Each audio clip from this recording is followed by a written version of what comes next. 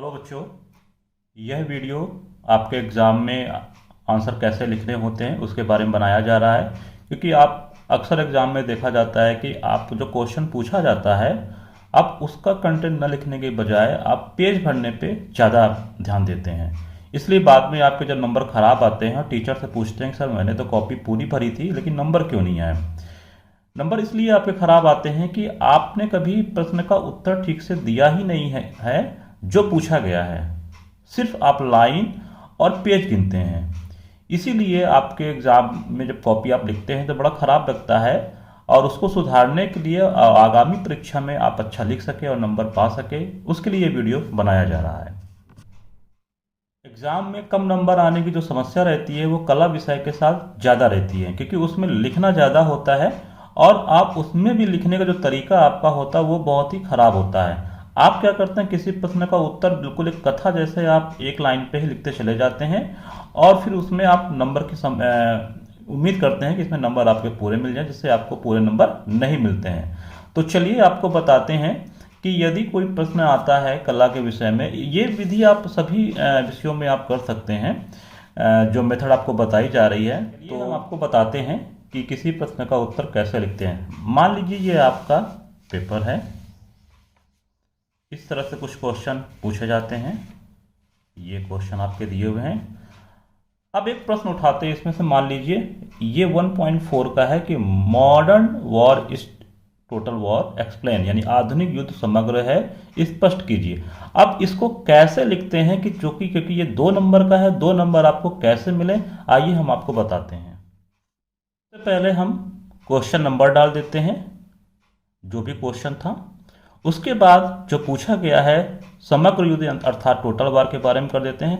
अब सबसे पहले जब हम इसके बारे में लिखते हैं तो हम उसके बारे में बता देते हैं आखिर में समग्र युद्ध है क्या। तो किसी की भी परिभाषा हम यहाँ पे कर देते हैं, जैसे इसमें दिया गया है। हम कंटेंट नहीं पढ़ेंगे, अब आपको सिर्फ मेथड बता रहे हैं कि आपको कैसे लिखना होगा और 2 के 2 नंबर आपको कैसे पूरे के पूरे मिले।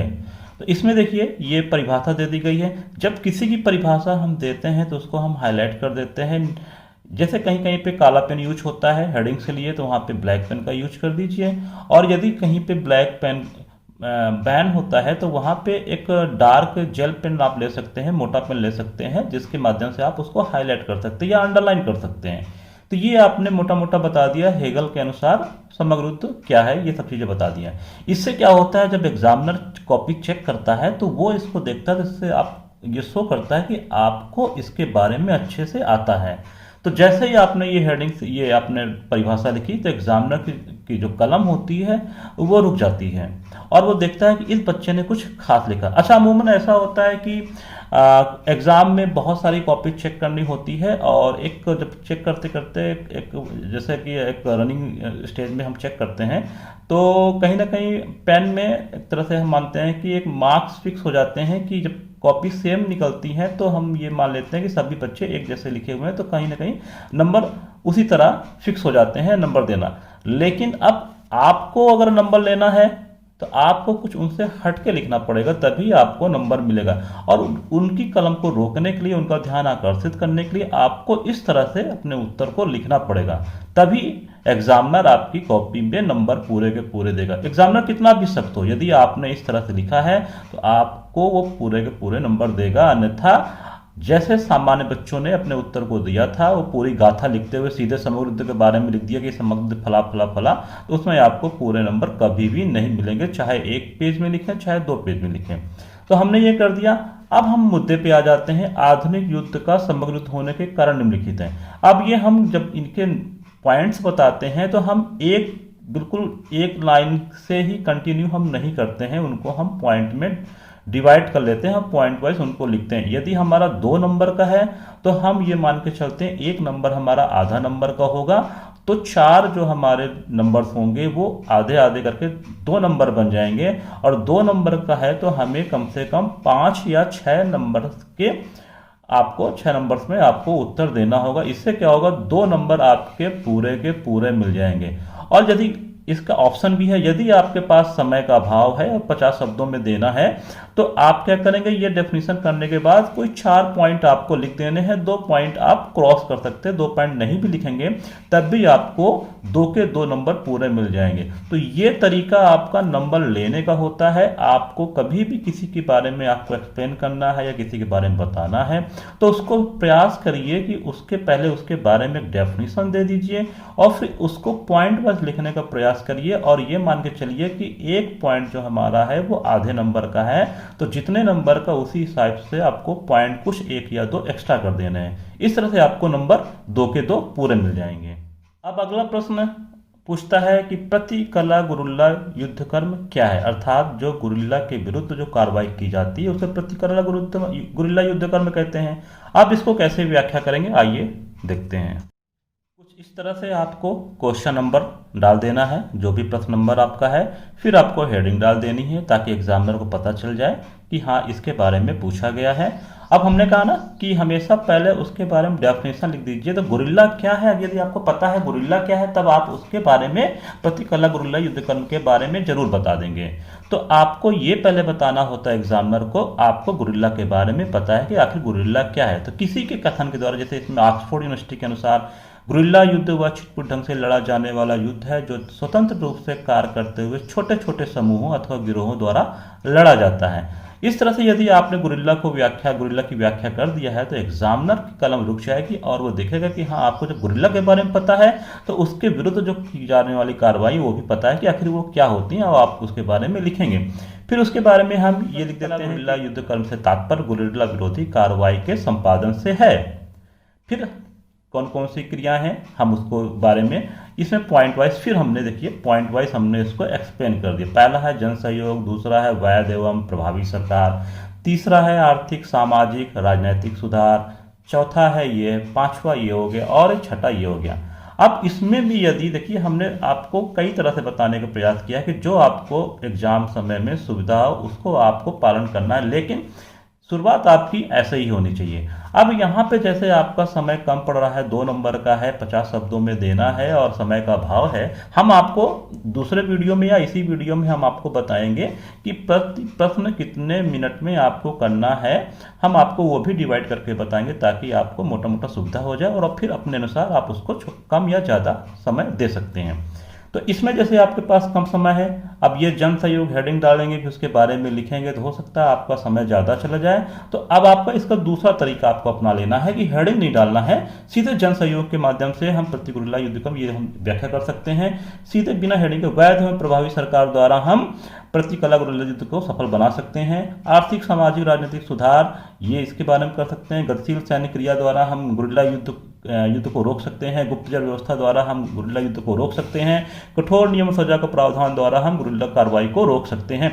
अब ऐसे भी बिना हेडिंग के आप इसका उत्तर दे सकते हैं, इससे आपका समय बचेगा। लेकिन यदि आप समय थोड़ा सा मैनेज कर लेते हैं और हेडिंग वाइज लिख देते हैं तो आपको 2 नंबर मिलने से कोई नहीं रोक पाएगा। आपको पूरे के पूरे नंबर एग्जामिनर अवश्य देगा, इसमें कोई शक नहीं है। करते हैं लघु तीव्र प्रश्न, जो कि एक प्रश्न जो आपका 5 नंबर का होता है जिसको हम 200 शब्दों में हमें लिखना होता है, उसको कैसे लिखें ताकि हमें पूरे के पूरे 5 नंबर मिल जाएं। मान लीजिए आपने ये प्रश्न आप उठाया, क्वेश्चन नंबर 9 है, युद्ध क्यों होते हैं, समीक्षा कीजिए। युद्ध के बारे में ही चर्चा कर रहे थे, युद्ध का ही प्रश्न लेते हैं 5 नंबर का कि इसको कैसे व्याख्या करते हैं। अब जैसे युद्ध क्यों होते हैं, बच्चे बिल्कुल कहानी उसकी गाथा लिखना शुरू कर देते हैं, जिससे पट्टी नहीं खाती है, फलाने ठिकाने, और उस उत्तर को यदि आप खुद पढ़ेंगे, यानी जो बच्चा उसको लिख रहा है यदि उसको दोबारा कभी उसको पढ़ने का अवसर मिल जाए तो वो शर्मिंदा हो जाएगा। अब इसमें वो बच्चा क्या करता है, 6 पन्ने वो भर देता है, उसको लगता है कि उसने बहुत बड़ा आंसर लिख दिया, अब उसको 5 के 5 पूरे नंबर मिल जाएंगे। और जब एग्जाम रिजल्ट में नंबर मिलते हैं, उसके 2 या 2.5 नंबर मिलते हैं, तो फिर वो कहता है कि एग्जामिनर ने कॉपी ठीक से नहीं चेक की है या एग्जामिनर ने हमसे दुश्मनी निभाई है। ऐसा नहीं होता है। आप पहले ये देखिए कि एग्जाम में आप लिख क्या रहे हैं, आंसर आप क्या दे रहे हैं, क्या पूछ रहा है, किस तरह से आपको उसका उत्तर देना है। आपको बताते हैं कि उसका उत्तर कैसे देना है। तो सबसे पहले आपको क्वेश्चन नंबर डाल देना है, फिर आपको युद्ध के बारे में थोड़ा सा डिटेल बता देना, सीधे आपको मुद्दे पे नहीं जाना है, आपको कुछ युद्ध के बारे में पहले एक पृष्ठभूमि तैयार करनी है, उसके बारे में बताना है।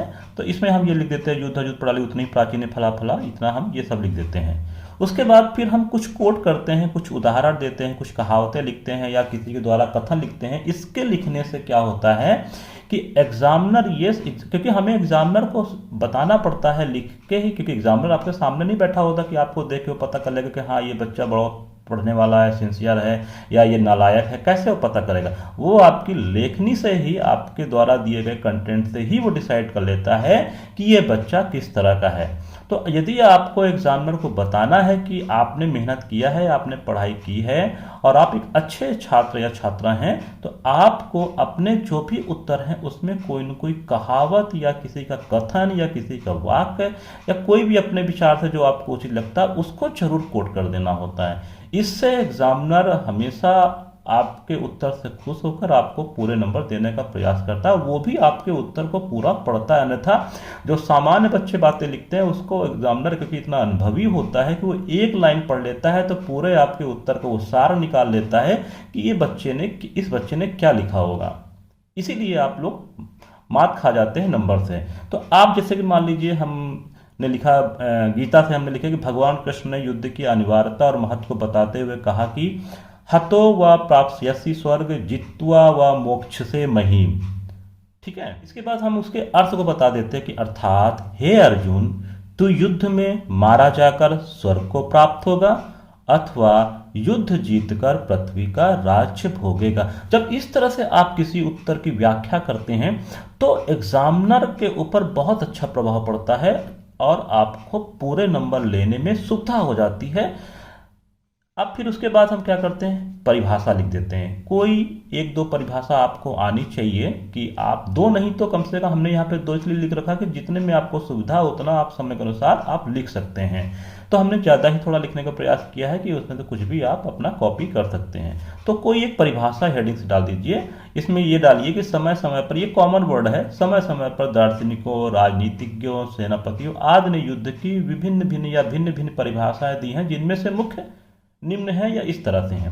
अब कोई एक या दो जो आपको आसान परिभाषा लगे, जो आपको आसानी से याद हो जाती हो, उसे याद करके आपको ये कोट कर देना है। जब भी किसी का हम कथन लिखते हैं तो उसे हम हाईलाइट जरूर कर देते हैं, ताकि एग्जामिनर, क्योंकि हमें एग्जामिनर को दिखाना होता है कि आप यही पढ़ें जो हम आपको पढ़ाना चाहते हैं, और एग्जामिनर भी आपको आपके उत्तर में कम समय देके आपका जो वाक्य, जो सब मैटर है उसको समझ सके।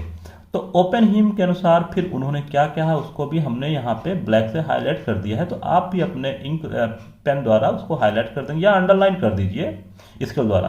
तो युद्ध दो अथवा उससे अधिक राज्यों के बीच एक दूसरे को पराजित करने तथा विजेता राज्य की इच्छा के अनुसार शांति थोपने के लिए सशस्त्र सेनाओं के माध्यम से संचालित विवाद है। ये किसने कहा? ओपन हिम ने। तो अब जब आपने ये लिख दिया, फिर उसके बाद अगर आपके पास समय है और आपको दूसरी परिभाषा बहुत कम लाइन में आती है तो ये कर सकते हैं, लिटिल हार्ट के अनुसार, यदि तुम शांति चाहते हो तो युद्ध को समझो। यदि आपने इस तरह से अपने प्रश्न का उत्तर दिया तो आपके 5 के 5 नंबर पूरे मिलेंगे। कोई भी उसमें शक नहीं है कि आपके नंबर कट जाएंगे। कैसा भी टीचर हो, कितना भी सख्त हो, आपके इस तरह के उत्तर से आपको वो नंबर पूरे देगा। लेकिन कभी आपने इस तरह से लिखा ही नहीं है, आप खुद कॉपी, आप ये इस प्रश्न को देख रहे होंगे, इस तरह से लिखने के तरीके को आप खुद महसूस कर रहे होंगे कि आपने आज तक इस तरह से उत्तर दिया ही नहीं है। आप मुद्दे पे आ जाते हैं। पूछा क्या था? युद्ध क्यों होते हैं, यानी युद्ध के कारण क्या हैं। अब हम सीधे मुद्दे पे आके हमने उसको पहले युद्ध के बारे में बता दिया, एग्जामिनर को भी समझ में आ गया कि हाँ बच्चे को आता है, हमने अपने आप को सिद्ध कर दिया कि हाँ हमें आता है। उसके बाद फिर क्या करना है, मुद्दे पे आके युद्ध के कारण। अब युद्ध होने के कारण निम्न है, इनको हेडिंग वाइज आप व्याख्या कर दीजिए। राजनीतिक कारण होता है, राजनीतिक कारण में क्या क्या होता है आप उसको लाइन से व्याख्या कर दीजिए। फिर दूसरा पॉइंट होता है आर्थिक कारण, आर्थिक कारण में क्या क्या होता है। हम सिर्फ आपको तरीका बता रहे हैं, कंटेंट कुछ भी आप उसमें लिख सकते हैं जो आपको सही लगे। ये कंटेंट भी आप इससे कॉपी कर सकते हैं, इससे समझ सकते हैं। तो आर्थिक कारण भी उसमें दे सकते हैं। फिर तीसरा पॉइंट है धार्मिक, वैचारिक एवं सांस्कृतिक कारण। इस तरह से आप हेडिंग डाल के आप अपने प्रश्न का उत्तर दे सकते हैं। फिर युद्ध के कारणों में मनोवैज्ञानिक कारण भी हो सकते हैं, जिसमें आप रामायण महाभारत के बारे में भी उल्लेख कर सकते हैं। इससे ही लगेगा कि आप अपने इतिहास के बारे में भी जानते हैं, अपने ग्रंथों के बारे में भी आपको ज्ञान है। अंतर्राष्ट्रीय संस्थानों की असफलता, ये हेडिंग डाल के फिर उसको व्याख्या कर सकते हैं कुछ इस तरह से। फिर आखिरी है रंग भेद की नीति, फिर इसको आप ऐसे व्याख्या कर सकते हैं। यदि आपने इस तरह से किसी भी प्रश्न का उत्तर दिया तो आपके नंबर पूरे के पूरे मिलेंगे। तो सभी बच्चे ध्यान दें कि इस मेथड को बिल्कुल से वो अपने दिमाग में बैठा लें, फिक्स कर लें और अपने प्रश्नों के उत्तर को प्रैक्टिस कर लें, ताकि परीक्षा में जब कभी भी कोई प्रश्न पूछा जाए तो कुछ इसी तरह से आपको अपने प्रश्नों का उत्तर देना है, यदि आपको पूरे के पूरे नंबर चाहिए। फिर देखिए, यदि आप इस तरह से आंसर लिखते हैं, फिर देखिए आपको नंबर कैसे पूरे के पूरे नहीं मिलते हैं। अच्छा, एक बात और आपको बताना है कि आपको लगता है कि इस तरह लिखने से आपका समय ज़्यादा जाएगा, नहीं। आप जो अपनी गाथा लिखते हैं उसमें समय ज़्यादा जाता है। अगर आप इस सिस्टमेटिक रूप से आप लिखेंगे, लिखने का प्रयास करेंगे, तो आप देखेंगे कि आपका समय में बहुत बचत होती है और नंबर आप पूरे के पूरे प्राप्त करते हैं। तो ये तो हुआ आपका 5 नंबर कैसे लेना है, 5 नंबर के प्रश्न के उत्तर आपको कैसे देना है, कुछ इस तरह से व्याख्या करते हुए आपको नंबर लेने हैं। अब बात करते हैं दीर्घ उत्तरीय प्रश्न यानी लॉन्ग आंसर टाइप क्वेश्चंस के, जो कि एक प्रश्न जो आपका होता है वो 12 नंबर का होता है। अब ये 12 नंबर आपको लाने के लिए आपको पूरी अपनी ताकत झोंकनी होगी, तभी आपको 12 या 11 नंबर आपको प्राप्त होंगे। अन्यथा यदि आपने अपने पुराने तरीके से, पुरानी विधि से उसकी कहानी के रूप में आपने लिखना शुरू कर दिया तो आपको 6-7 नंबर से ज़्यादा नंबर नहीं मिलेगा, इस बात का ध्यान रखिएगा। तो चलिए इन प्रश्नों को हम कैसे उत्तर देते हैं इसके बारे में हम आपको बताते हैं। मान लीजिए एक प्रश्न आया है, माओ से तुंग की गुरिल्ला स्ट्रैटेजी पर प्रकाश डालिए। अब बच्चे क्या करते हैं, सीधे माओ से तुंग की कहानी पूरा लिखना शुरू कर देते हैं, गुरिल्ला के बारे में लिखना शुरू कर देते हैं। ना उस पर पैराग्राफ चेंज करते हैं, ना उसमें कोई हेडिंग्स डालते हैं, ना कोई उसकी कहावत या कोई कोट करते हैं, ना ही उसमें कोई मुहावरा या कोई भी परिभाषा उस पर लिखते हैं ठीक से, ताकि उसको एक सिस्टमेटिक रूप से पढ़ा जा सके, उसको समझा जा सके और उसमें नंबर दिया जा सके। आप मौका ही नहीं देते हैं एग्जामिनर को, कॉपी चेक करने वाले को, कि आपको इस जगह पे नंबर देना चाहिए, या आप कभी मजबूर ही नहीं करते हैं एग्जामिनर को नंबर देने के लिए। जैसे एक दाल होती है, एक सादी दाल बनाई जाए और दूसरी फ्राई दाल बनाई जाए, तो फ्राई दाल को लोग ज़्यादा पसंद करते हैं, सादी दाल को आपकी कम पसंद लोग करते हैं। इसी तरह आपका जो उत्तर होता है उसी दाल की तरह होता है। यदि आपने, जैसे अभी पहले हमने बताया कि इस तरह से कहावतें, हेडिंग्स डाल के, परिभाषा डाल के उसके बारे में हम व्याख्या करके हम मुद्दे को बताएंगे, तो वो आपको, आपके आंसर को ज़्यादा पसंद किया जाएगा और वो ज़्यादा से ज़्यादा नंबर आप प्राप्त कर सकते हैं। तो हमने प्रश्न वही आपको प्रश्न उठा रहे हैं जिसमें आपको समझने में आसानी रहे, जो आसान प्रश्न है, ताकि आपको समझ में जल्दी आ जाए। मेथड, विधि, तरीका वही है, चाहे कोई सा भी प्रश्न हो, चाहे कोई सा भी विषय हो, आपको उसी तरह से लिखना है। और यदि आप उस तरह से आप लिखते हैं तो किसी भी विषय में आप लिखेंगे तो आपको पूरे के पूरे नंबर मिलेंगे। तो मान लीजिए यह है माओ सेतुंग की गुरुत्वाकर्षण, तो इसकी व्याख्या करते हैं। तो सबसे पहले हम क्वेश्चन नंबर डाल देते हैं, फिर हम हेडिंग डालते हैं माओ सेतुंग की गुरिल्ला। ये हेडिंग इसलिए डालते हैं ताकि एग्जामिनर को थोड़ी सरलता हो समझने में कि प्रश्न क्या पूछा गया है, क्योंकि बार बार हो सकता है कहीं उसका दिमाग इधर उधर जाए, बहुत सारी कॉपी चेक करनी पड़ती, कई आंसर होते हैं चेक करने के लिए, क्वेश्चन चेक करने के लिए होते हैं, तो कभी कभी वो भी इंसान ही है तो कभी कभी भूल जाता है। तो आप उनकी सुविधा के लिए, जितना आप एग्जामिनर के लिए सुविधा पैदा करेंगे उतना ही आपको नंबर अच्छे मिलेंगे, और जितना ही आप एग्जामिनर की असुविधा पेश करेंगे उतना ही आपके नंबर में कटौती होगी। इस बात का ध्यान रखना है आपको। तो हेडिंग डाल दिया। आप उसके बारे में बताने से पहले हम पृष्ठभूमि तैयार करते हैं कि क्योंकि 12 नंबर का है, आपको 12 नंबर ऐसे नहीं मिलना है। 12 नंबर में आपको एक तरह से पूरा आपको उसके बारे में डिटेल बतानी होगी, ये नहीं कि आप सीधे मुद्दे पर चले जाएं और आपको नंबर मिल जाए, ये अपेक्षा बिल्कुल भी मत करिएगा। तो पृष्ठभूमि में हम हेडिंग डालते हैं, जो एक तरीका होता है बड़े प्रश्न को, जैसे हम कोई निबंध वगैरह लिखते हैं उसी तरीके से हम इसको 12 नंबर को भी लिखते हैं। अब पहले सबसे पहले बात करते हैं गुरिल्ला या गुरिल्ला युद्ध क्या है, किसे कहते हैं, सिर्फ इसके बारे में जानते हैं। तो हम जब इसके बारे में हम व्याख्या कर देंगे कि गुरिल्ला शब्द का आगमन फलाद ये सन 1808 में स्पेन में हुआ था। अच्छा एक चीज़ और, जब ये सारी चीज़ें आप कोई इंपॉर्टेंट वर्ड या कोई डेट डालते हैं तो उसको हाईलाइट जरूर कर दीजिएगा, ताकि एग्जाम, हमने कहा ना कि जितना एग्जामिनर को आप सुविधा देंगे उतना ही आपको नंबर ज़्यादा पाने में भी सुविधा होगी। तो आप इसको हाईलाइट कर देंगे तो एग्जामिनर उस डेट को समझ के, उस पॉइंट को समझ के तुरंत समझ जाएगा कि हाँ आपने किसके बारे में लिखा है। फिर क्या कहा कि तीक्ष्ण प्रहार करने वाले जो इन सब छोटे समूह होते थे, उन्हीं दस्तों को हम गुरिल्ला कहा गया।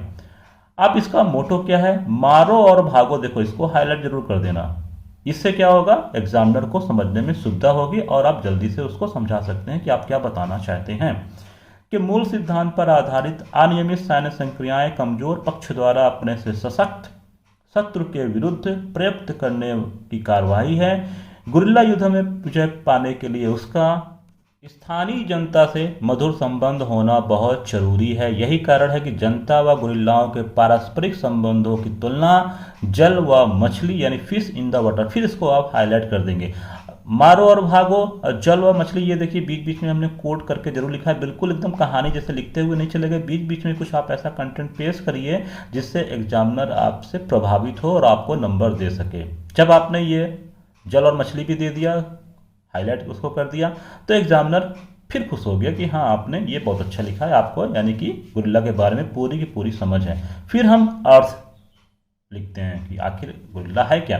तो स्पेनी भाषा में गुरिल्ला शब्द का जो अर्थ होता है वो छोटा युद्ध होता है।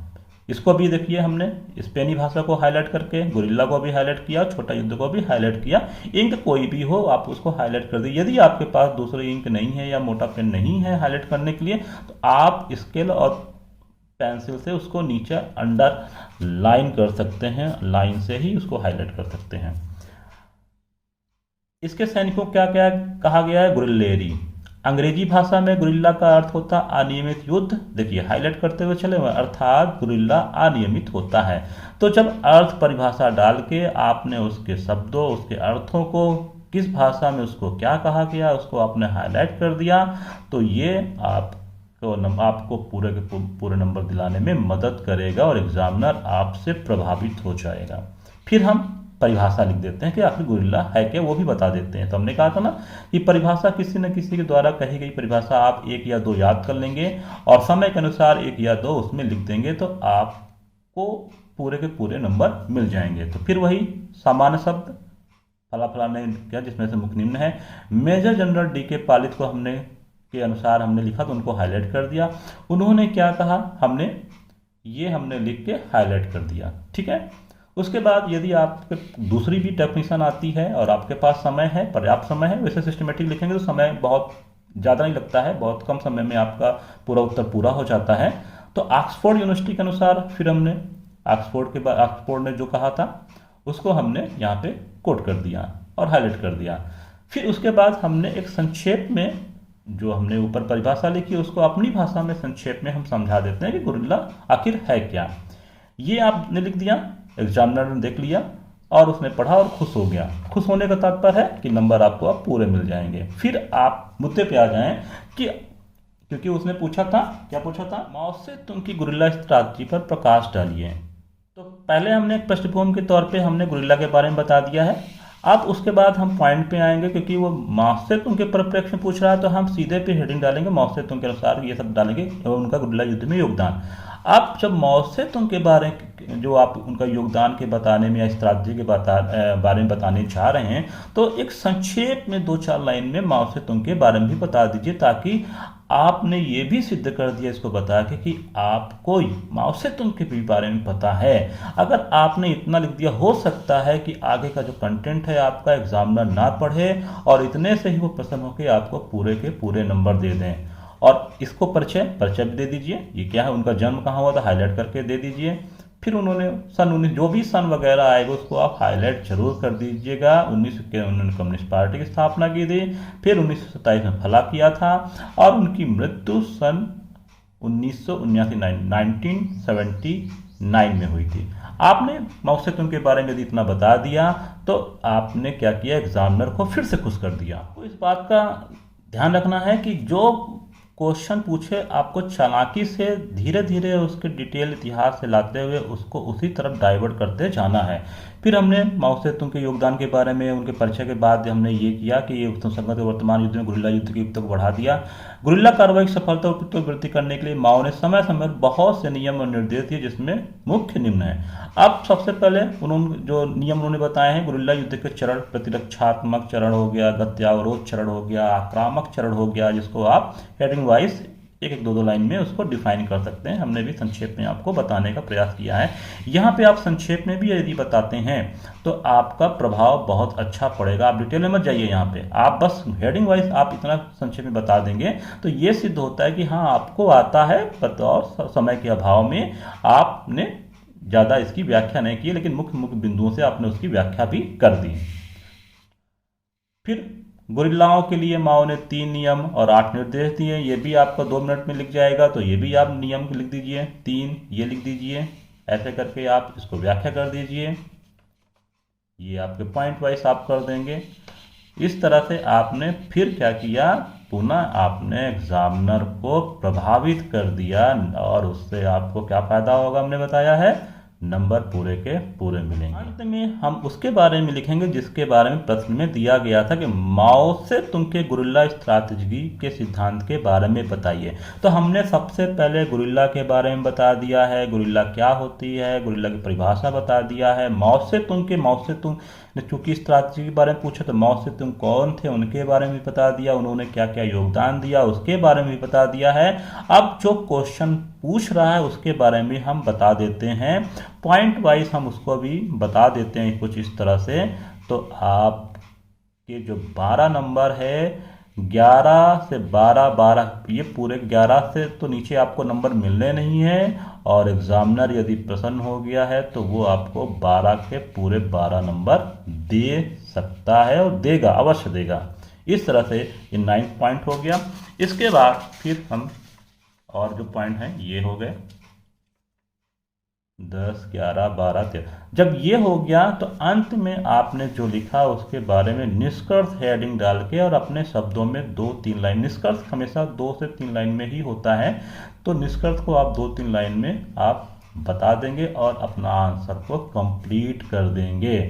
तो प्यारे बच्चों, इस तरह से यदि आप किसी भी प्रश्न का उत्तर देंगे तो आपको पूरे के पूरे नंबर मिलेंगे। अन्यथा पूरी एक तरह से परिभाषा लिखते हुए कहानी लिखने से आपको नंबर कदापि पूरे नहीं मिलेंगे, जिससे आप लोग निराश होते हैं, फिर दोषारोपण करते हैं कि कॉपी आपकी मूल्यांकन ठीक से नहीं हुई है, कॉपी आपकी ठीक से चेक नहीं हुई है।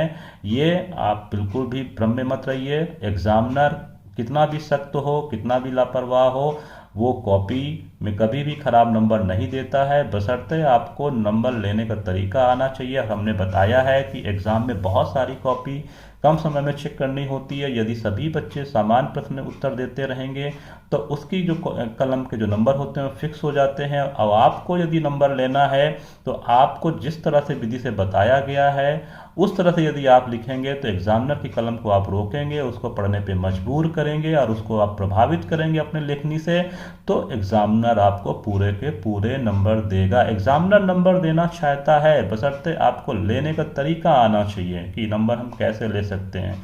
तो नंबर कैसे ले सकते हैं वो हमने आपको अपने नोट्स के माध्यम से एक छोटे से प्रयास से आपको बताने का प्रयास किया है कि आप कुछ इस तरह से जब लिखेंगे तो आपको पूरे के पूरे नंबर मिलेंगे।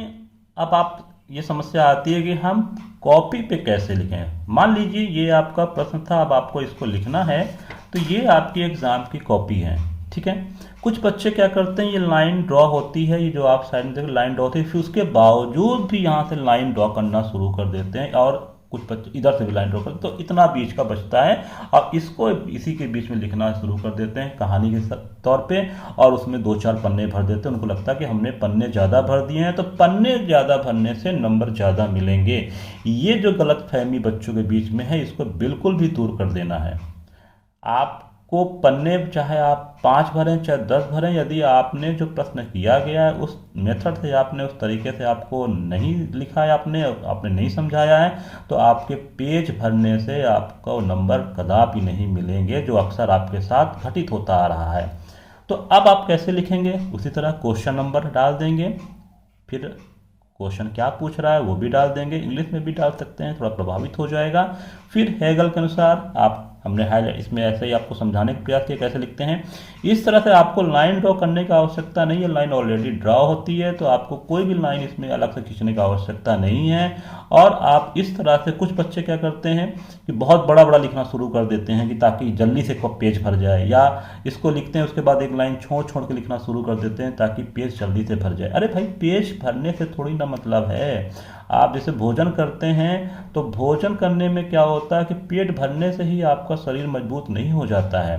आपके शरीर को कौन से पोषक तत्व आवश्यक हैं, यदि पोषक तत्व आप नहीं लेंगे अपने शरीर के लिए तो आपका शरीर कमजोर हो जाएगा।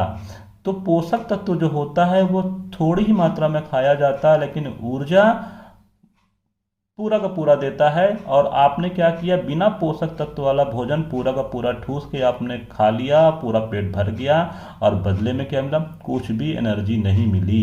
इसी तरह आप जैसे आप पेज भरना शुरू कर देते, पेज पे पेज भरना पलट पलट भरते हैं, तो और कंटेंट जो आपको लिखना चाहिए वो नहीं लिखते हैं, तो उसी तरह आपने जब पोषक तत्व इसमें नहीं लिखा है तो आपको ऊर्जा यानी नंबर नहीं मिलेगा।